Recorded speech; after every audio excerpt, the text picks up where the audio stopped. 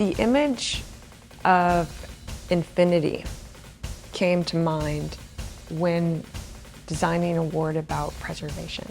This connection, this working together, this continuously moving and ascending is what really inspired the initial design, this ascending nature of common goals.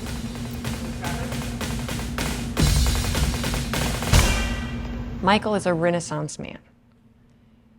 Every aspect of a Renaissance man, in his love of nature, his love of books, his athleticism, his support of the community, one of a kind. There isn't another Michael Duda out there.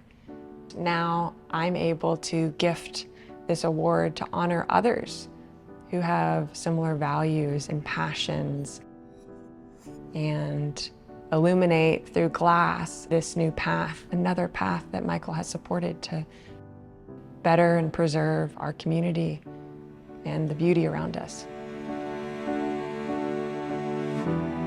Michael grew up principally in Dallas. I always considered him to be brilliant, intellectually brilliant. Like most kids, he loved sports, he loved soccer, he played baseball. He played football, actually, all 4 years at Jesuit. Michael and I met in the summer of 1996 at Dallas Jesuit High School. Neither of us knew each other before going to Jesuit, and we both made plans to join the freshman football teams. He loved rugby. He was very instrumental in bringing rugby to Jesuit College Prep School, which is now a big sport there. Michael and I came back together. He had this idea our junior year to start a rugby club.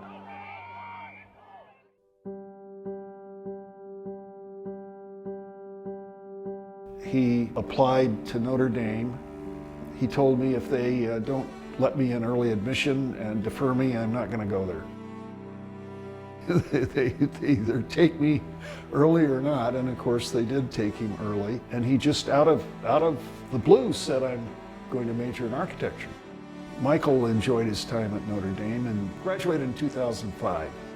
He worked for a very well-known architecture firm. He liked design and site planning.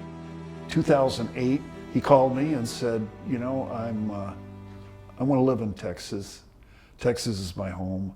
He came back to Dallas, and I said, you know, it might be a good time to, you might think about going to graduate school. He went over, talked to SMU, went to SMU.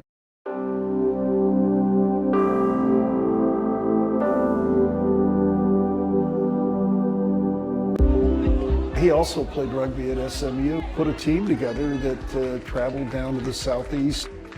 Yeah, I first met Michael probably fall of 2009 coming into to grad school. He was really involved with the rugby club. So he was one of the guys that helped convince me to come on in and throw into the sport and support SMU. Michael came in at just the right time to help us re-energize the club. Like many organizations, we had ups and downs, and we sort of had a decline in participation.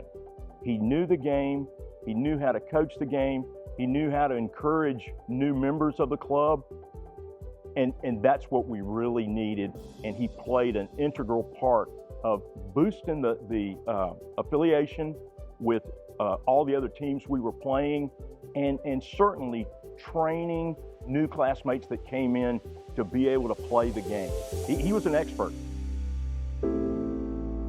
After graduating from SMU, he really wanted to row his own boat, and he started his own company called Briar Cove Holdings, and it wasn't long after that that he unexpectedly passed away. First time I really got to know him was actually in this office, and we spent a couple of hours with each other after his father had introduced us. Yeah, he was young in the business, and he was trying to get an understanding of how the world worked, and so we had some great conversations. And so we'd been already talking with the Alma Draft House people. So you go through, understand the lease, understand the building design. He was fascinated with walking through Southside. So he was inquisitive. He was challenging beyond what most people challenge me about. Well, Michael was a Texan. He loved Texas.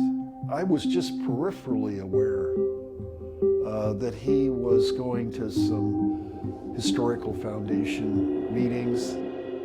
The Texas Historical Foundation, I probably would describe a little differently than most people. It's a memorial of my friendship with Michael, honestly.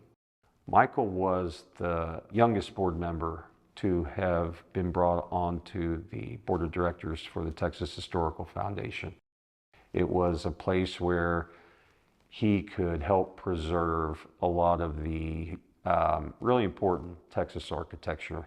Michael Christopher Duda was a student in the School of Architecture at the University of Notre Dame, took his Bachelor of Architecture, which is our 5-year professional degree, and subsequently started a career in historic preservation and development and became a board member of the Texas Historical Foundation. And unfortunately, his career ended too soon. And so as a way of honoring his memory, his family established an endowment at the University of Notre Dame to create a center bearing Michael's name. And the center's purpose is twofold. It's to support a master's degree program in historic preservation as an educational activity, and to promote research and advocacy for historic preservation, resilience, and sustainability. When he found THF and found that it was a place for that love to flourish, he knew that he would like to provide a gift that could keep giving. So Michael's endowment is focused on architectural preservation. While it's still quite young, it has already made some impacts in the state.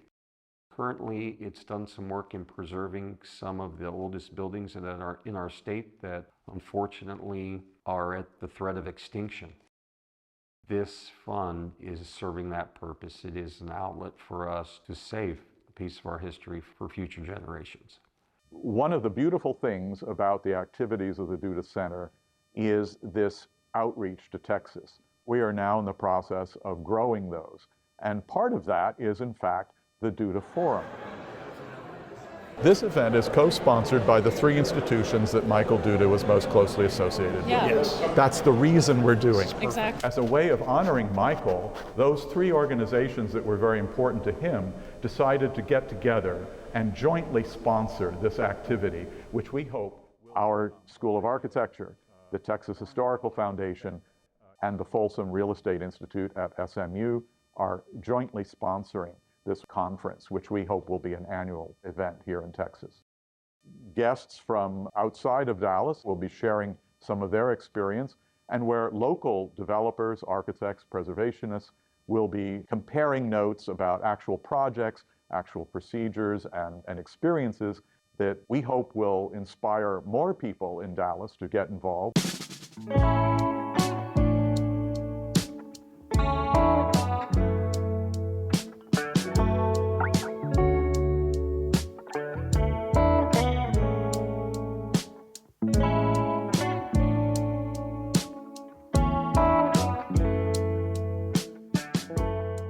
His heart was in it.